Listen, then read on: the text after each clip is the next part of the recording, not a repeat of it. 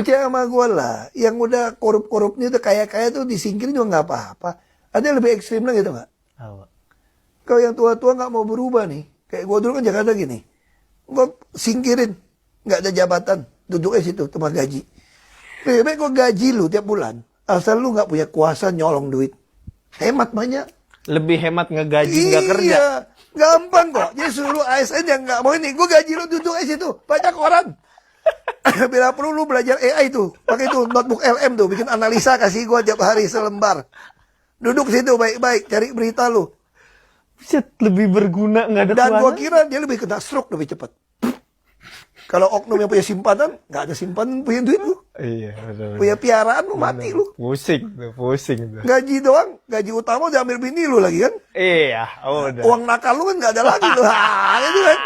Lu bisa stroke lu.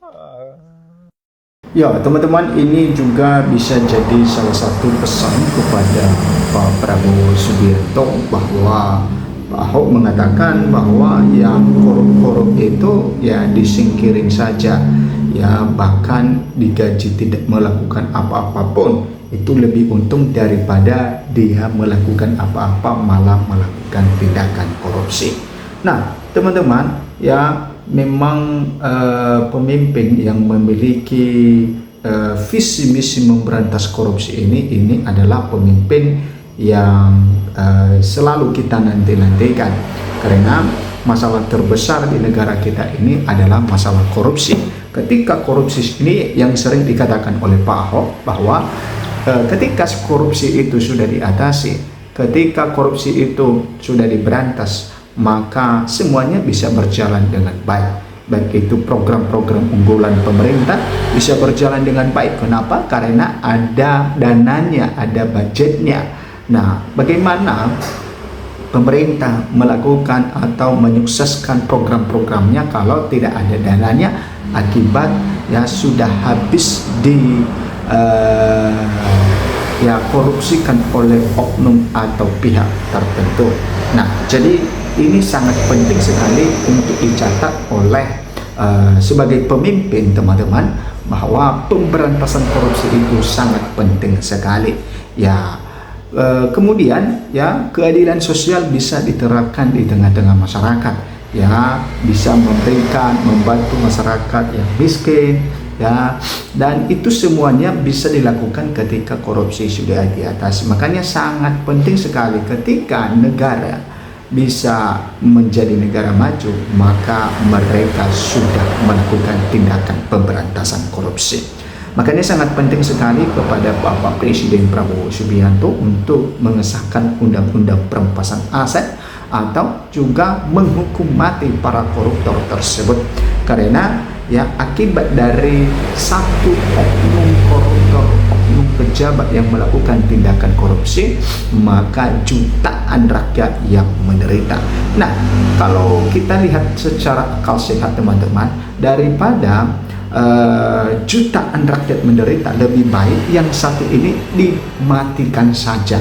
Ya, kenapa? Karena dia yang membuat jutaan rakyat menderita. Nah, harusnya seperti itu, bukan kebalik.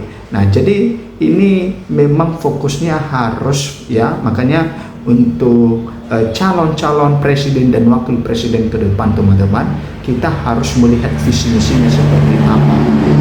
Dan bukan hanya melihat itu, ya bisa saja dia memiliki visi misi pemberantasan korupsi dan lain sebagainya, tetapi tidak ada bukti yang kita bisa pegang. Nah, butuh yang namanya rekam jejak.